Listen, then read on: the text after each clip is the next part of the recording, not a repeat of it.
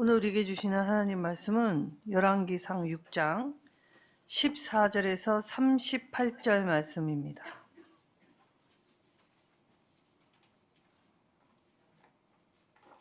열왕기상 6장 14절에서 38절 말씀 한 절씩 교독하도록 하겠습니다.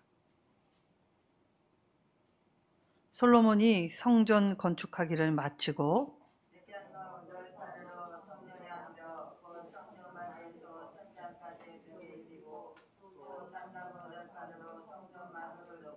또 성전 뒤쪽에서부터 20규빗 되는 곳에서 마루에서 천장까지 백향목 널판으로 가로막아 성전의 내소 곧 지성소를 만들었으며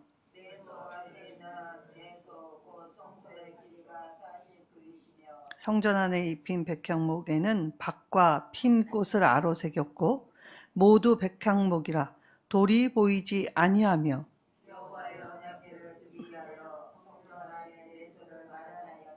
그 내소 안의 길이가 20규빗이요 너비가 20규빗이요 높이가 20규빗이라 정금으로 입혔고 백향목 제단에도 입혔더라.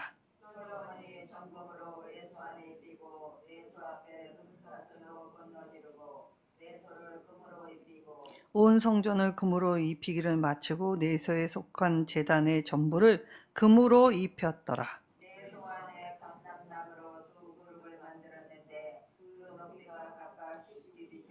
한 그룹의 이쪽 날개도 5규빗이요 저쪽 날개도 5규빗이니 이쪽 날개 끝에서부터 저쪽 날개 끝까지 10규빗이며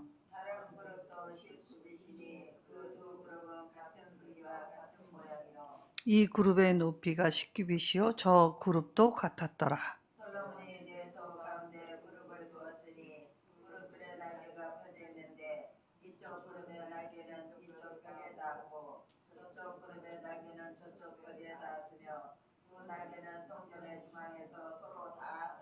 그가 금으로 그룹을 입혔더라.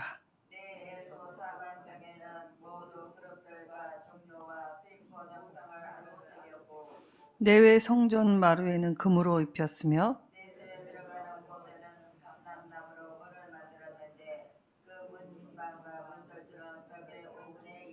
감람나무로 만든 그 두 문짝의 그룹과 종려와 핀꽃을 아로새기고 금으로 입히되 곧 그룹들과 종려의 금으로 입혔더라.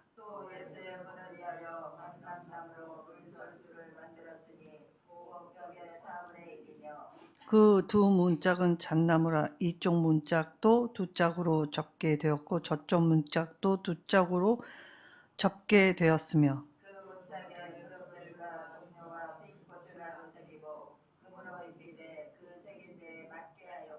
또 다듬은 돌 3켜와 백향목 두꺼운 판자 1켜로 둘러 안쪽 안뜰을 만들었더라. 함께 읽겠습니다. 11째 해 불월 곧 8째 달에 그 설계와 식양대로 성전 건축이 다 끝났으니 솔로몬이 7년 동안 성전을 건축하였더라. 아멘. 우리는 지금 공사 중이라는 제목으로 오늘 말씀을 살펴보겠습니다.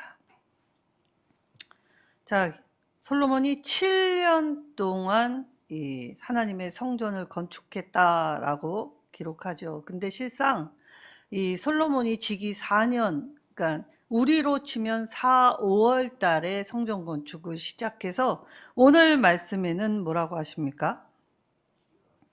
예, 15월, 불월이라고 하죠. 8째 달, 그러니까 오늘로 치면 10월에서 11월 달에 마무리하였습니다. 그러니까 7년 6개월 동안 이 성전 건축을 하였는데 이 성서에서 7은 완전수이기에 7년이다라고 기록해 놓았던 것입니다. 그러나 성전은 7년 6개월 동안 건축하였지만 자기가 사는 왕궁은 몇 년 동안 건축했습니까? 13년 동안 건축했습니다. 성경은 이것을 비교하지요. 이때의 이 비교는 우리가 성서를 통해 보면 부정적인 뉘앙스를 풍기고 있다라는 것을 알 수 있지요. 자, 성전 건축, 하나님의 임재와 통치를 기리면서 우리가 하나님을 찬양하기 위해 한 것이지만 동시에 솔로몬 왕의 업적도 칭송되어야 할 마땅한 바입니다. 그래서 왕은 이 성전 건축했을 뿐만이 아니라 성전을 보수하는 일에도 왕의 책임이 들어있지요. 그래서 우리가 특별히 열왕기와 역대기를 살펴보면 이 성전을 보수하였다라는 기록이 종종 나타나는 왕들이 있습니다. 자, 히스기야 때 그리고 이 요시야 때, 자, 이 모든 왕들은 다 다윗과 같이 행한 선한 왕으로 평가받는 왕들이지요. 이들은 늘 이 성전 보수하는 일을 하다가 하나님의 말씀을 요시야의 종교개혁 때는 발견하게 되었다라고 기록해 놓습니다. 자, 성전, 우리가 하나님을 만나는, 그러니까 하나님의 임재를 체험하는 것이 성전이지요. 오늘 특별히 말씀 안에는 내부 공사에 대해서 말할 때 특별히 성소와 지성소, 오늘 외소와 내소라고 되어 있는데 이 외소와 내소에 관한 것을 말씀해 놓으십니다. 자, 하나님께서 광야에서 이 성막을 지으라고 했던 딱 그 크기에 2배 더 큰 사이즈로 짓습니다. 근데 이 성전은 사실 석재 건물이지요. 이 솔로몬 시기의 번영과 함께 그 의미를 다지는 것으로 석재 건물로 지었지만 실상 내부에서 볼 때는 돌이 하나도 보이지 않게 만들었다라고 합니다. 자, 그러면 오늘 이 성막과 이 솔로몬이 지은 이 성전에 조금의 차이점이 있게 되는데, 이 솔로몬의 이 성막에는 특별히 칸막이가 있었습니다. 그리고 이 솔로몬의 성전에는 이 성막에는 그룹들이 금으로 만들어졌는데 솔로몬의 성전에는 이 감람나무로 만들고 그 위에 금으로 입혔다라는 차이점이 있죠. 나중에 헤롯이 유대인의 환심을 사기 위해 지은 성전에는 이 칸막이가 없어지고 휘장으로 대처가 됩니다. 그래서 약간의 차이점들이 있지만 자기들 반의 방식으로 지었던 건 결코 아니지요. 자, 이 성전 규격, 그리고 재료, 짓는 방법, 기술, 이 모든 것들을 하나님께서 다윗에게 말씀해 주셨습니다. 그리고 아버지 다윗은 아들 솔로몬에게 이것을 가르치고 전수해 주었기 때문에 이 성전, 실상은 하나님이 지으라는 방식과 식양, 그 모양대로, 이 설계대로, 하나님이 설계하신 대로 지었던 것을 보아야 하지요. 자, 이때 성소와 지성소 안에 있는 것들을 살펴보면 오늘 말씀 안에서는 백향목과 잣나무라고 이 15절에 말씀되어 있습니다. 자, 백향목과 잣나무의 이 재료는 사실 오늘 솔로몬 성전에 지어진 재료이면서 동시에 계시록에도 나와 있는 재료가 바로 이 백향목과 잣나무이죠. 그래서 에덴 동산과 그 다음에 에스겔이 보았던 성전의 환상과 계시록의 이 성전에 쓰였던 재료는 모두 공통적인 재료가 들어간다라는 것을 볼 수 있습니다. 자, 그러면 레바논의 백향목이라고 하죠. 이 백향목은 굉장히 크고 그리고 하늘로 곱게 뻗은 나무이면서 이 향나무로 유명합니다. 그래서 이 백향목은 굉장히 고급 재료였지요. 하나님의 성전 건축을 할 때 정성을 들였다라는 것을 볼 수 있습니다. 그러면 하나님의 성전을 지을 때 특별히 이 백향목과 잣나무를 널판으로라는 표현이 나와 있죠. 이때의 널판, 첼라는 옆구리를 의미하는 단어입니다. 자, 하나님이 아담이 독초하는 것이 보기에 좋지 못했기 때문에 아담을 잠재우시고 아담의 갈비뼈, 그 옆구리의 갈비뼈를 취해서 하와를 만드셨다라고 할 때에 옆구리가 바로 이 첼라라는 단어입니다. 아담에게 가장 소중한 존재. 자, 우리에게 가장 소중한 존재는 하나님이십니다. 하나님께 가장 소중한 존재는 우리입니다 라는 뜻이 되겠지요. 그래서 성전 건축은 이 건물로 짓는 것이 아니라 우리의 신앙 고백과 정성으로 지어졌다는 것을 알 수 있지요.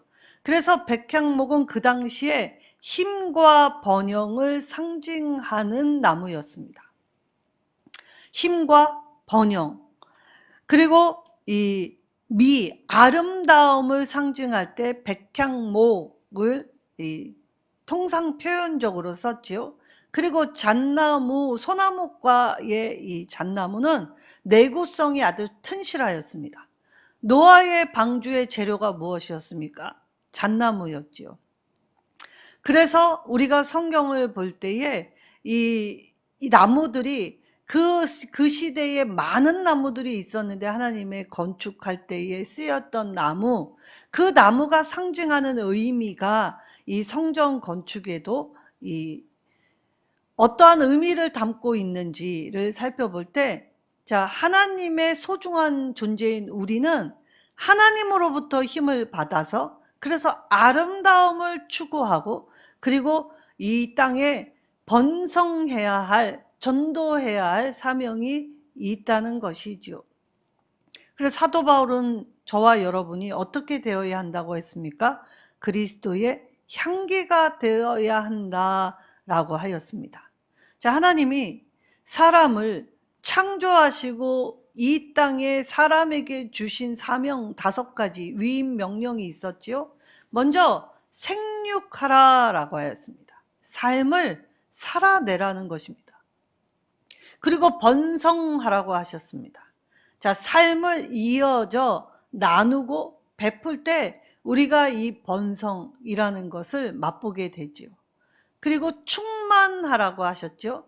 우리가 이것을 나누면 나도 살고 너도 사는 세상이 되기 때문에 이 하나님이 주신 아름다움을 모두가 똑같이 누릴 수 있는 자들이 되게 하여 주셨습니다. 그리고 정복하라고 하죠. 이건 착취하라는 말이 아니라 도전하고 끊임없이 결단하고 끊임없이 이 성취를 위하여, 진정한 가치를 위하여 나아가라는 것입니다.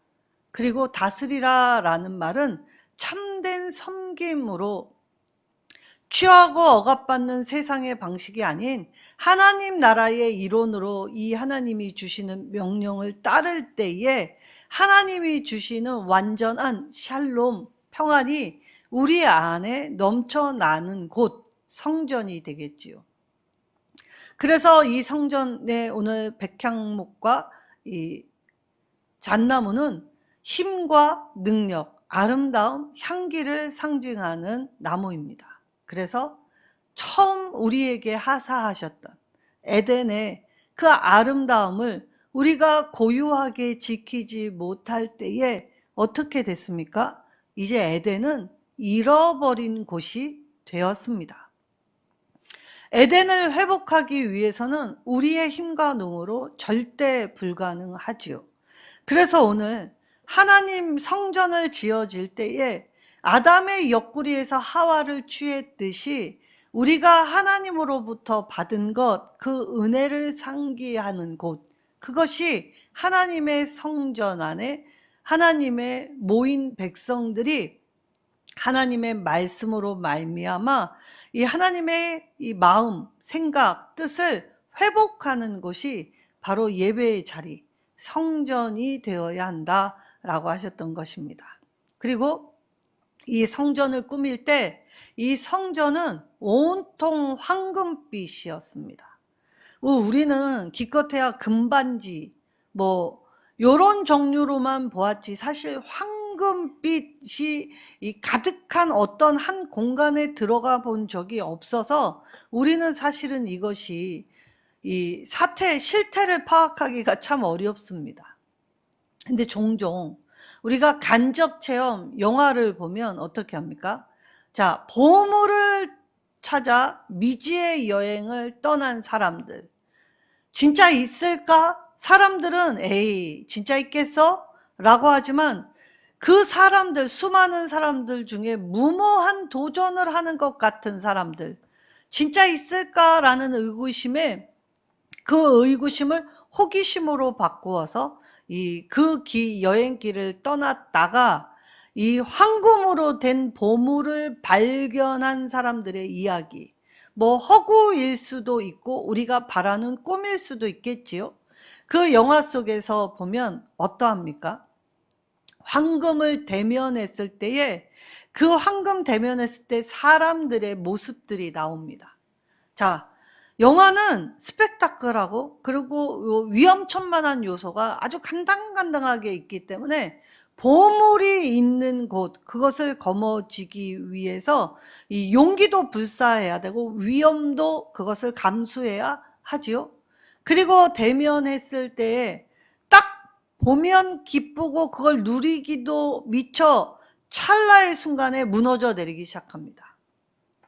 자, 이때에 마치 영화는 저와 여러분에게 묻는 것 같지요? 사람의 생명이 중하냐? 이 휘황찬란한 보물이 중요하냐?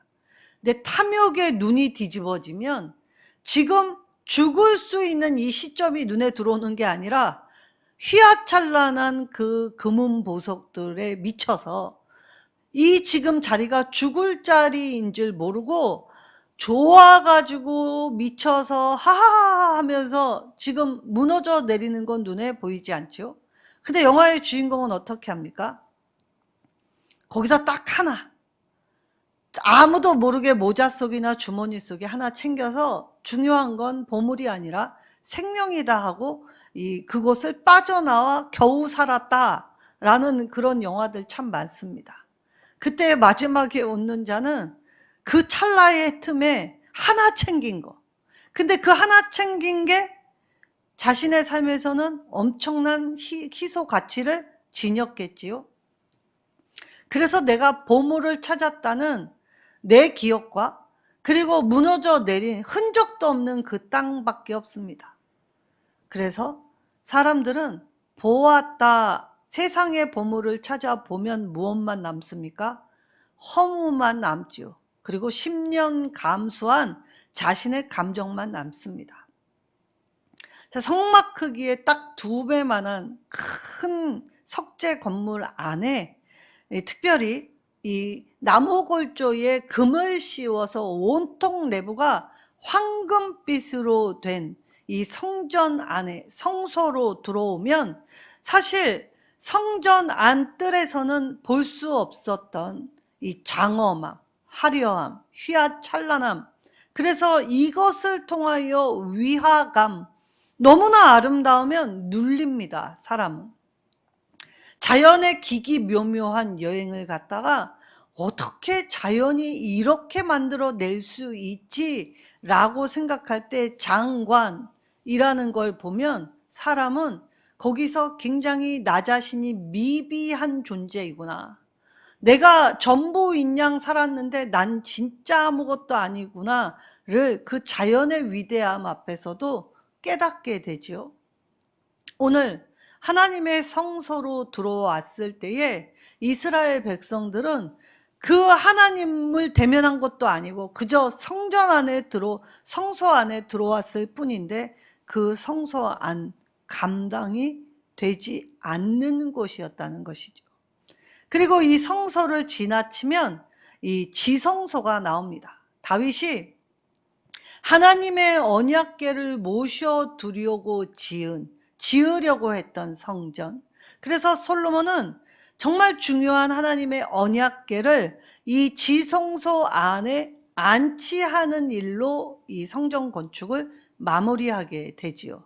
근데 솔로몬이 이 내소와 외소를 막는 칸막이는 특별히 감람나무로 지었다라고 합니다. 감람나무로 이 조각을 해서 형상을 만들고, 그리고 거기에 금을 입혀서 이 지성소와 성소를 막게 되죠. 근데 이 감람나무, 우리로 치면은 올리브 나무라는 뜻입니다. 이 올리브 나무, 이 더운 나라에서는 이 올리브가 없어서는 안 될 매우 귀중한 자산이지요. 그리고 이 올리브 나무, 자, 올리브 나무라고 떠올리면 사실 창세기에서 노아 방주 때 이 하나님의 홍수 심판을 받아 다 멸절된 후, 이 하나님의 이 택하신 노아와 그의 가족들 딱 8명만 살아남을 때 다시금 새 삶을 허락받기 위하여 노아가 이 방주의 창문에 이 까마귀 다음으로 날린 비둘기가 물고 온 잎이 바로 이 올리브 나무 잎사귀였습니다. 그래서 올리브 나무 잎사귀는 생명 그리고 평화를 상징하지요. 하나님의 진노의 심판이 끝나고, 그리고 하나님이 새롭게 시작하라고 한 삶의 은혜, 그래서 올리브 나무는, 감람나무는 평화를 상징하는 나무입니다. 내 성소와 지성소에 막고 있는 이 칸막이를 감람나무로 만들었다라는 말은 평화를 상징하는 말이지요.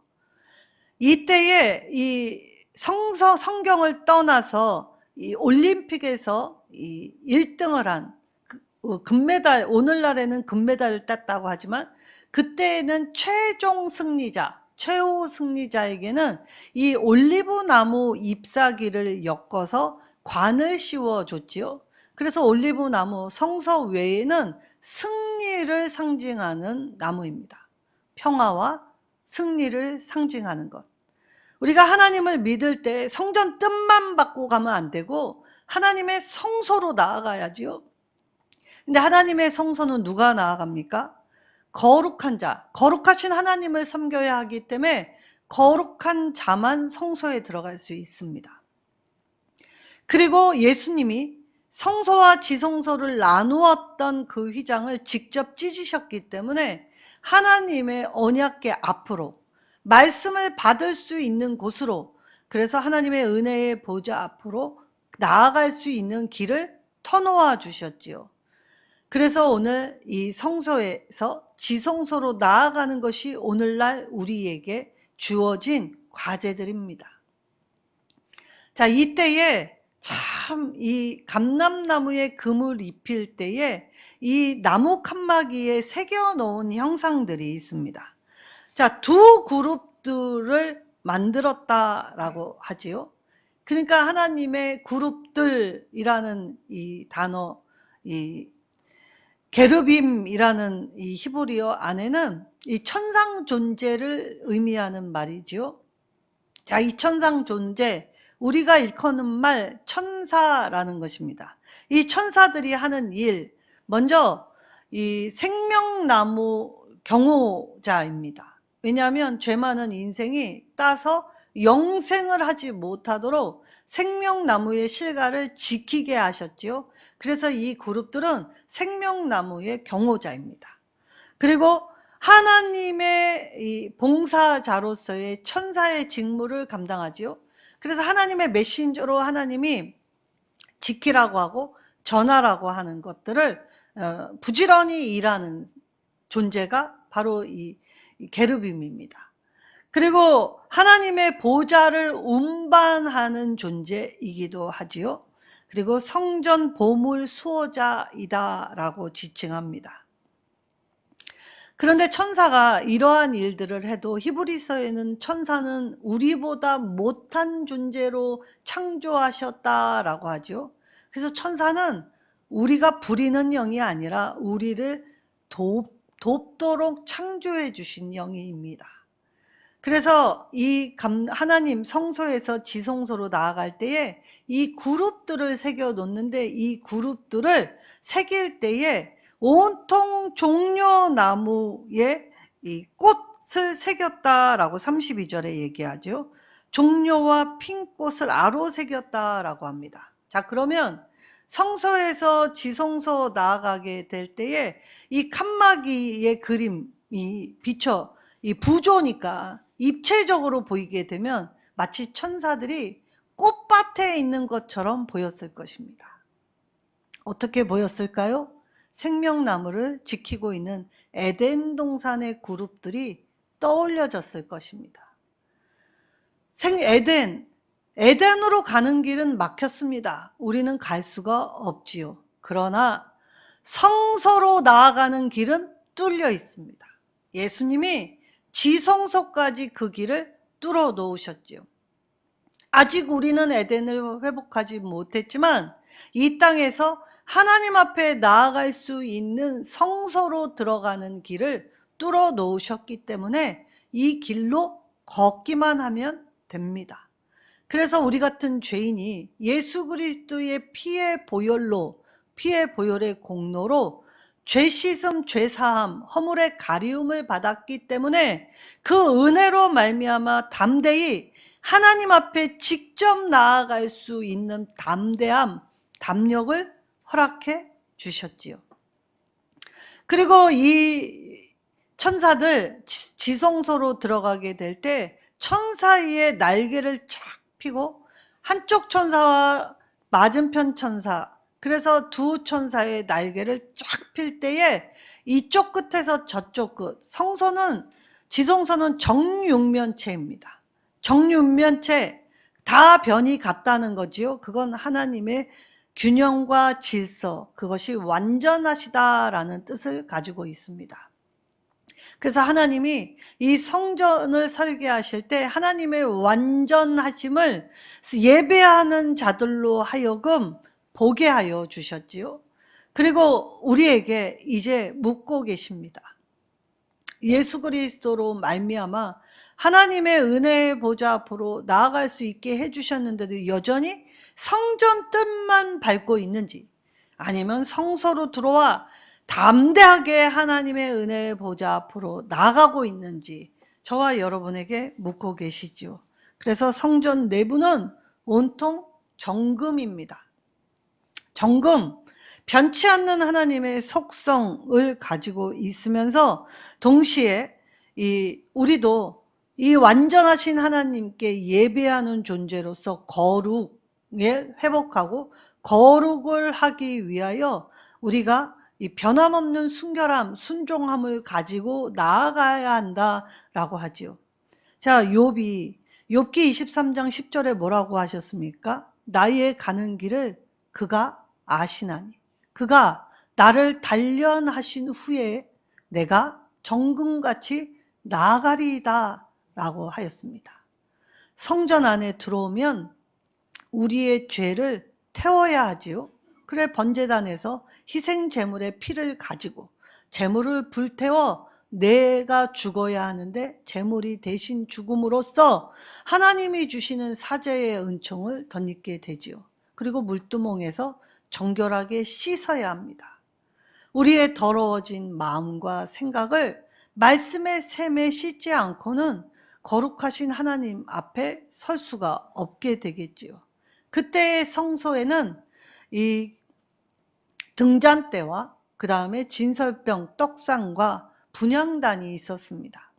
자, 그 말씀은 말씀과 기도로 정결하여지면 하나님의 빛된 존재, 하나님의 거룩하심을 따라 본받아 나도 거룩한 존재로서 하나님을 섬길 수 있는 예배자로 삼아 주신다고 하시지요. 그래서 오늘 이 솔로몬 성전의 내부 모양을 살펴보면 우리가 어떻게 하나님을 경배하고 하나님께 예배하는 존재로 살아갈 것인가를 알게 해 주시지요. 자, 오늘 은혜로 완전하게 된 사람만이 하나님의 지성소, 하나님을 만날 수 있게 해 주셨습니다. 그리하여 오늘 하나님이 원하시는 성전으로 저와 여러분이 날마다 지어져 가고 있지요. 하나님이 원하시는 하나님의 임재와 통치가 있는 건 무생물인 건물이 아닙니다. 바로 우리가 하나님의 성전으로 지어져 가고 있다는 것이죠. 즉 우리의 삶을 하나님이 받으시고 함께 하시며 동행하여 주셔서 우리의 삶의 전부 되신 것을 고백하고 하나님이 내 전부이십니다를 인식하여 그래서 하나님을 드러내는 일, 그것이 내 삶의 참된 예배가 되면 우리는 하나님의 은혜의 보좌 앞에 가 하나님 주시는 능력을 힘입고 하나님 주시는 은혜 위에 서서 감당하며 감사할 수 있죠. 그래서 하나님의 성전으로 날마다 지음 받을 때에 자, 예수님이 요한복음 15장에 뭐라고 하십니까? 우리가 참 생명을 공급받으려면 줄기에 붙어 있어야 합니다. 참 포도나무는 우리 예수님이고 우리는 저마다의 가지이기 때문에 예수님께 붙어 있어야 줄기와 뿌리와 이파리에 주는 양분으로 내가 살아갈 힘을 얻게 되죠. 이때에 예수님은 저와 여러분에게 이 하나의 기계적 결합이 아닌 유기체로서 우리를 살게 하셨습니다. 자, 기계적 결합 무엇입니까? 그 하나하나의 특성이 있습니다. 부품, 나사, 볼트, 그 각각이 있지만 그것은 생명이 전혀 없지요. 그래서 기계적인 이 결합, 아무 의미가 없습니다.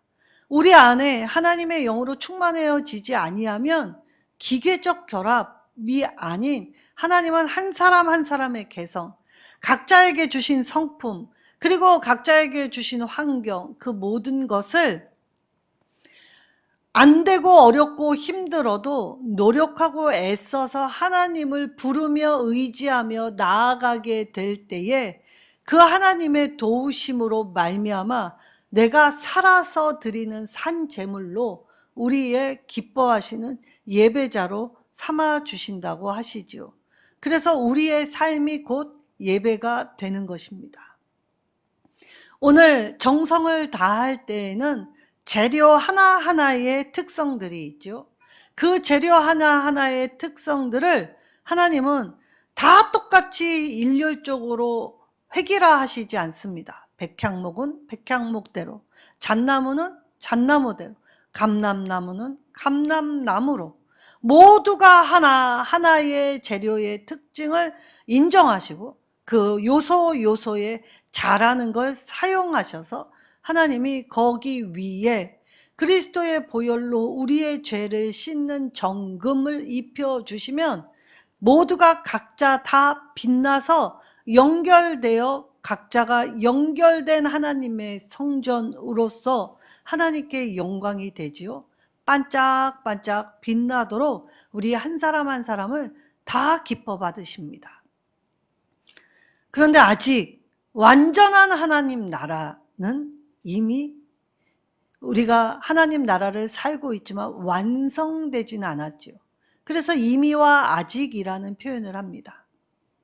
이미 온 하나님 나라 안에서 아직 완성되어지지 않았기 때문에 우리는 각각 여전히 지금도 지어져 가는 중입니다.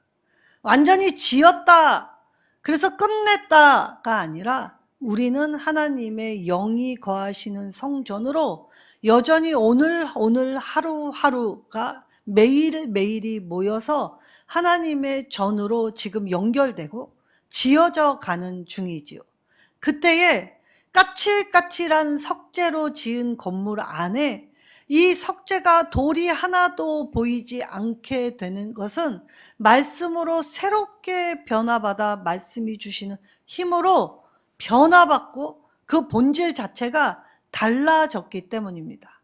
바로 그곳에서 우리 각 사람을 인정하시는 하나님께서 한 사람 한 사람의 이 고백을 들으실 때에 우리의 찬양과 감사를 하나님이 기뻐 받아 주시지요.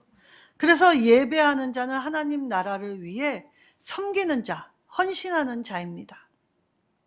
내 것을 내 것이라 하지 않는 것은 내 시간도 생명도 내가 배운 것도 내가 익힌 것도 이 때를 위해서, 하나님 때를 위해서 배우게 하셨구나.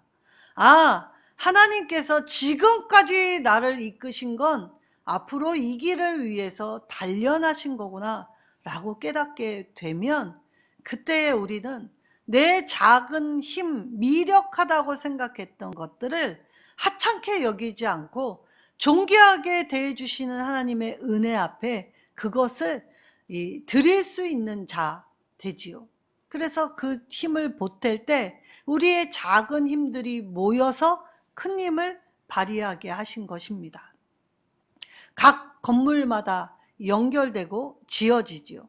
자, 솔로몬이 이 하나님의 성전을 짓고 자신의 왕궁을 짓는 일을 이어서 할 때 성전과 왕궁은 함께 통하게 만들었습니다. 마치 왕궁을 위한 성전처럼 지었지요. 그래서 언제나 소통 가능한 창구를 뚫어 놓았습니다. 우리가 내 업적을 자랑하면 건물이 되지만 하나님을 자랑하면 우리 각 사람이 성전이 되기 때문에 우리를 기뻐하시죠.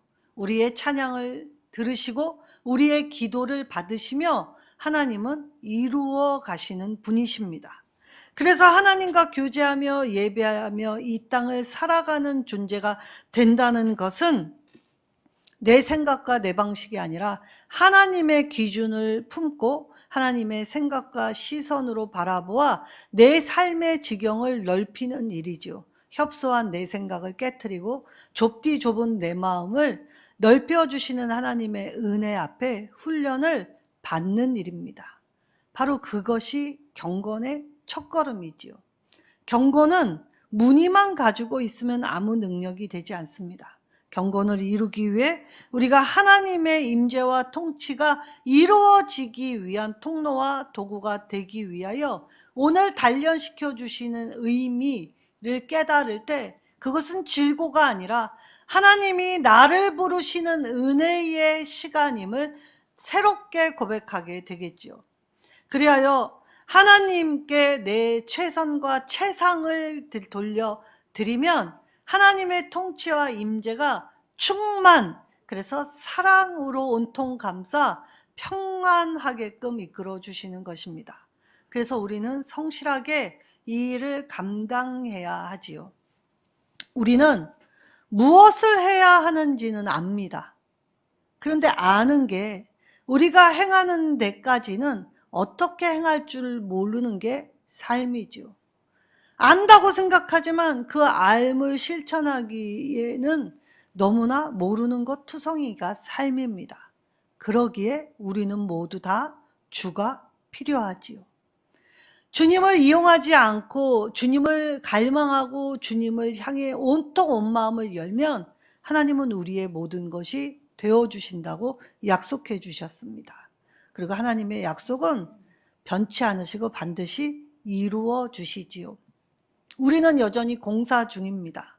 여전히 먼지가 날리고 부족한 부분이 있지만 하나님은 부실 공사를 허락하시지 않기 때문에 더 튼실하게, 더 견고하게 각각 연결되어 지어져 협력하여 선을 이루는 공동체로 삼아 주십니다.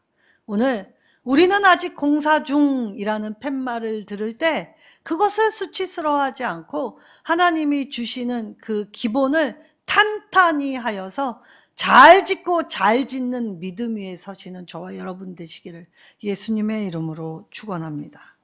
오늘 이 주신 말씀 떠올리며 말씀 붙잡고 기도하겠습니다. 하나님, 여전히 공사 중이지만 하나님이 원하시는 성전으로 날마다 지어질 줄 믿습니다. 믿음이 이기게 승리의 관을 씌워주시고 평화 위에 보호 울타리가 되어 주시옵소서. 그리하여 우리의 영적 내구력이 강하여지고 향기는 더욱더 바라게 하여 주셔서 하나님이 세워주신 그 아름다움을 조화롭게 이루어갈 수 있도록 힘을 주시고 그리고 번성함으로 참된 섬김의 장 내 삶이 되게 해달라고 주여 한 번 부르짖고 기도하겠습니다.